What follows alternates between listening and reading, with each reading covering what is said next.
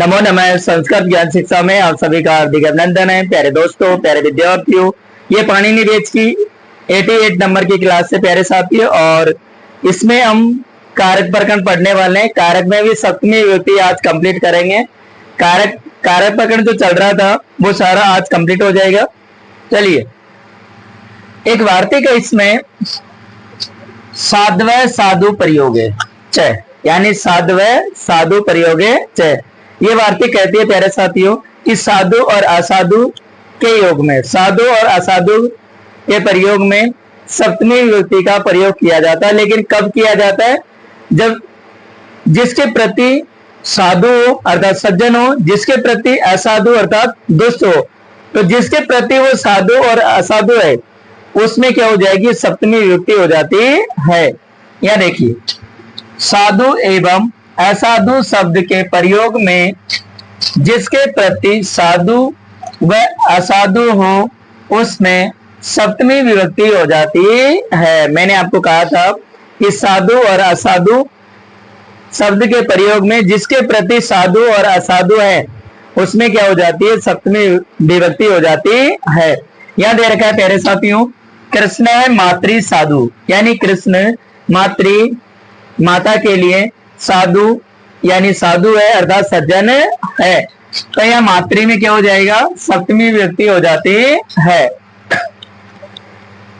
आगे दे रखा है कृष्ण मातुले असाधु, यानी कृष्ण मातुले असाधु, यानी माता के लिए मामा के लिए। इसमें मातुले का अर्थ होता है मामा, कि कृष्ण मातुले मामा के लिए असाधु अर्थात दुष्ट है। कि कंस मानता था कि ये मेरा काल है, तो इसलिए भगवान कृष्ण को कंस असाधु मानता था अर्थात दुष्ट मानता था।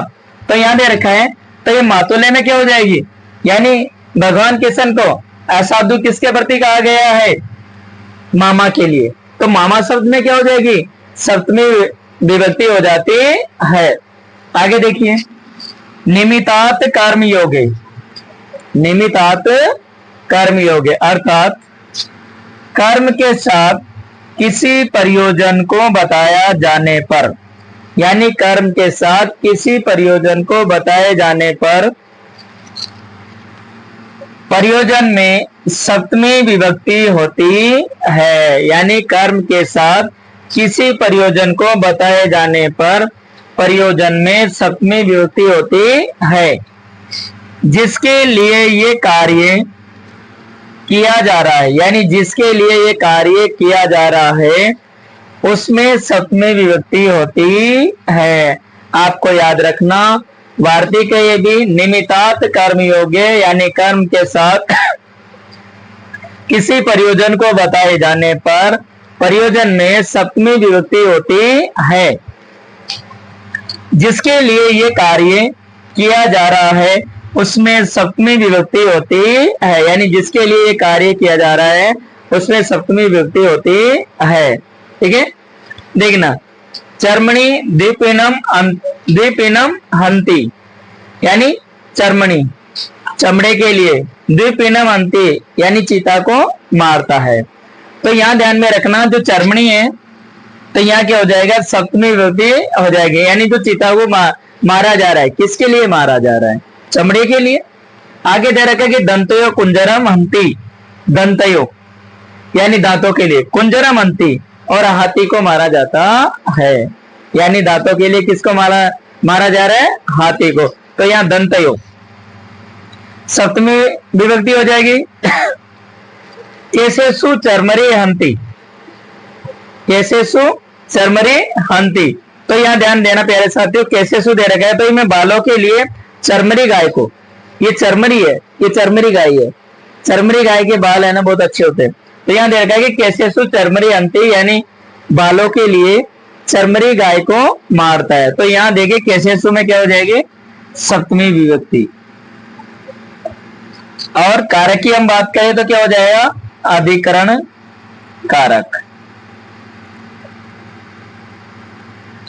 आगे दे रखा है सिमनी पुष्कलकः हतः, सिमनी यानी कस्तूरी के लिए, कस्तूरी के लिए क्या करता है? हरिण को मारता है। देखिए सिमनी यानी कस्तूरी, कस्तूरी के लिए पुष्कलकय हतय, यानी वो क्या करता है, हिरण को मारता है, यानी चमड़ी के लिए वो क्या करता है, हिरण को मारता है, यानी कस्तूरी के लिए।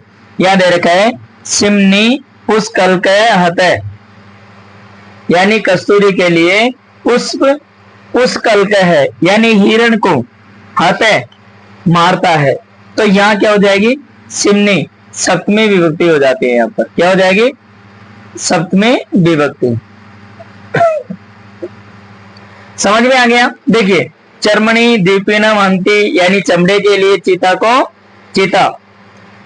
क्या करता है, मारता है। आगे दे रखा है दंतयो कुंजरम हंती, और दांतों के लिए हाथी को मारता है। तो दंतयो यानी यहाँ दे रखा है कि कर्म के साथ किसी प्रयोजन को बताए जाने पर भी उस प्रयोजन में क्या होती है, सप्तमी विभक्ति होती है। यहाँ दे रखा है कि कैसे सु चरमरी अंति, यानी बालों के लिए चरमरी गाय को मारता है। यहाँ दे रखा है सिमनी पुष्कलकय हतय, यानी कस्तूरी के लिए हरिण को मारता है। कस्तूरी के लिए किसको मारता है, हरिण को मारता है। सिमनी पुष्कलकय हतय, यानी सिमनी कस्तूरी के लिए पुष्कलकय अर्थात हिरण को, हरिण को हतय और मारता है। इस प्रकार है, ये हमने एक तो साधव साधु प्रयोग वार्ते कंप्लीट की और एक निमित्तार्थ कर्म योग है। अब आप जल्दी से इसका स्क्रीनशॉट लीजिए जिससे कि आगे और हम पढ़ते हैं।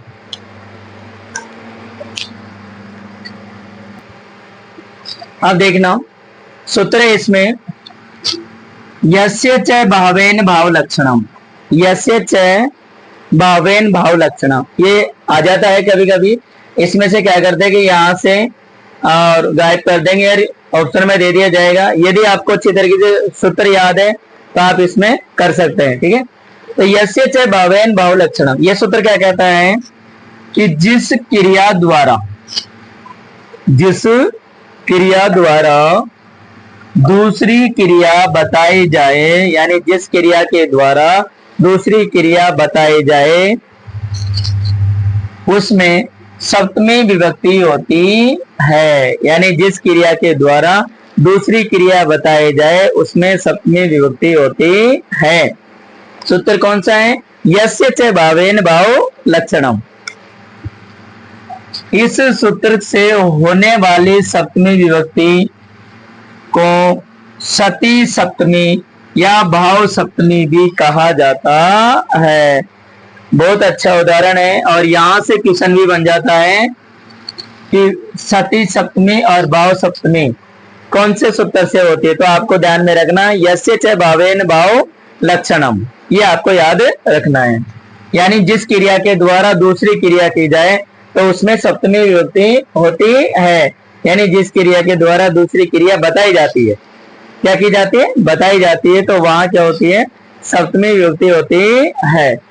और इस सूत्र से होने वाली सप्तमी विभक्ति को सती सप्तमी और भाव सप्तमी भी कहा जाता है। आगे देखिए, सूर्य उदिते कमलम प्रकाशते, यानी सूर्य के उदय होने पर कमलम प्रकाशते और कमल खिलता है, यानी सूर्य के उदय होने पर कमल खिलता है।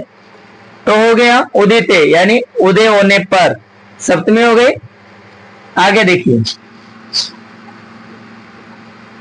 वनम गते यानी वन में जाने के बाद, भगवान राम के रामय वनम गते यानी वन में जाने के बाद, गते सती जाने के बाद, दशरथ ने प्राणान अत्यजत और प्राण त्याग दिए, यानी राम के वन में जाने के बाद दशरथ ने प्राण त्याग दिए। तो यह क्या हुआ कि दूसरी क्रिया के द्वारा दूसरी क्रिया बताई जाती है, यानी दूसरी क्रिया के द्वारा, यानी जिस क्रिया के द्वारा दूसरी क्रिया, यानी पहली क्रिया के द्वारा दूसरी क्रिया बताई जा रही है। क्या बताई जा रही है कि राम है, भगवान राम वनम गते सती यानी वन में जाने के बाद, दशरथ यानी दशरथ ने प्राणान अत्यजत और प्राण त्यागे। तो हो गया। आगे देखिए, तो गते में सप्तमी हो जाएगी। आगे देखना, यतस्य निर्धारणम, एक सूत्र और है इसमें, यतस्य निर्धारणम। यह सूत्र क्या कहता है कि जाति, गुण, क्रिया, संज्ञा के द्वारा समुदाय में से, यानी किसी जाति, गुण, क्रिया के समुदाय में से, किसी जाति, गुण, क्रिया व संज्ञा के समुदाय में से एक अवयव का निर्धारण करने पर जहां से निर्धारण किया जाता है उसमें षष्ठी विभक्ति और सप्तमी विभक्ति होती है। आपको ध्यान में रखना, यतस्य निर्धारणम है, यह सूत्र कहता है कि जाति, गुण, क्रिया और संज्ञा, जाति, गुण, क्रिया और संज्ञा के द्वारा समुदाय में से एक अवयव का निर्धारण किया जाता है, यानी एक को चुना जाता है, तो उसमें क्या होती है कि षष्ठी और सप्तमी विभक्ति होती है। देखना, कवि नाम कविसु कालिदास श्रेष्ठ है। कवि नाम कवियों में, कवि नाम कविसु यानी कवियों में कवि कालिदास श्रेष्ठ है और कालिदास जी श्रेष्ठ हैं। तो देखिए, कवि नाम यहां षष्ठी हो गई और यहां कौन सी हो गई, सप्तमी हो गई। तो पहले षष्ठी और फिर बाद में सप्तमी। आगे दे रखा है, नदी नाम नदीसु गंगा पवित्रतमा। नदी नाम नदीसु गंगा पवित्रतमा, ठीक है, यानी नदियों में नदी गंगा नदी पवित्र है। तो आपको ध्यान में रखना कि जब नदी नाम, तो नदी नाम में तो कौन सी हो गई, षष्ठी विभूति, यहां तो हो गई षष्ठी, और यहां कौन सी हो गई, सप्तमी, ठीक है। तो आपको ध्यान में ये रखना, एक सूत्र है यस्य च भावेन भाव लक्षणम, और उसके बाद यतस्य निर्धारणम, जिससे क्या होता है कि षष्ठी और सप्तमी विभूति होती है। अब इसमें आप जल्दी से इसके शॉट ले लीजिए, जिससे कि एक सूत्र और है तो वो फाइनली कंप्लीट हो जाएगा, हमारा कारक प्रकरण पूरा कंप्लीट होगा।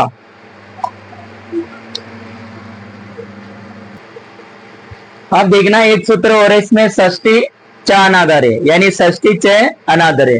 यहाँ कह रहे हैं कि अनादर के प्रसंग में जिसका अनादर हो, यानी अनादर के प्रसंग में जिसका अनादर हो उसमें षष्ठी और सप्तमी विभक्ति होती है। आपको ध्यान में रखना कि अनादर के प्रसंग में जिसका अनादर होता है उसमें षष्ठी और सप्तमी विभक्ति होती है।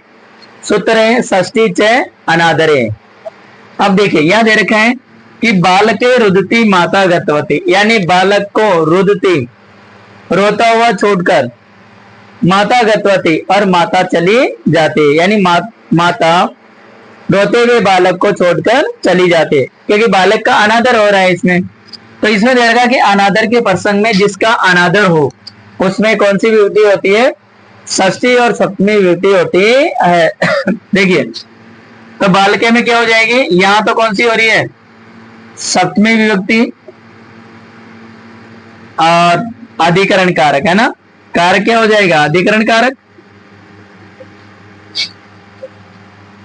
अधिकरण कारक, ठीक है। यहां दे रखा है बालक से रुदते माता गतवती, यानी बालक को रोते हुए छोड़कर माता गतवती और माता चली जाती है। देखिए, दोनों में षष्ठी, यहां षष्ठी हो गई, अर्थ में कोई अंतर नहीं है, बस आपको ये ध्यान में रखना है। षष्ठी अर्थात, ठीक है, इस तरीके से आपको ध्यान में रखना है। यानी षष्ठी च अनादर सूत्र याद रखना, यह कहता है कि अनादर के प्रसंग में जिसके प्रति अनादर होता है, यानी जिसका अनादर हो रहा है उसमें क्या होता है, षष्ठी और सप्तमी विभूति होती है। तो यहाँ उदाहरण दे रखे कि बालके रुदती माता गतवती, यानी बालक को रोते हुए छोड़कर माता चली गई। यहाँ दे रखा है कि बालक से रुदते माता गतवती और बालक को रोते हुए छोड़कर माता चली गई। दोनों का अर्थ सेम है, लेकिन यहाँ षष्ठी है और यहाँ सप्तमी है, ये आपको ध्यान में रखना है। तो प्यारे साथियों, आज देखिए पाणिनि बेद की सकुशल पूर्वक 88 यानी 88 क्लासें कंप्लीट हो गई हैं जो ग्रामर की हैं। अब हम जल्दी साहित्य स्टार्ट करने वाले हैं। साहित्य में हम छंद भी पढ़ेंगे, अलंकार पढ़ेंगे और कवियों का जो परिचय है वो भी हम कंप्लीट करेंगे। शिक्षण जहां तक है वहां तक शिक्षण विधियां भी हम कंप्लीट करेंगे। तो प्यारे साथी, यदि आप मेरे चैनल पर अभी तक भी यदि जुड़े हुए नहीं है या मेरे चैनल को सब्सक्राइब नहीं कर रखा है तो आप जल्दी से कर लीजिए। मिलते हैं प्यारे साथियों अगली क्लास में, अगले वीडियो में। तब तक के लिए जय तु भारतम, जय तु संस्कृतम।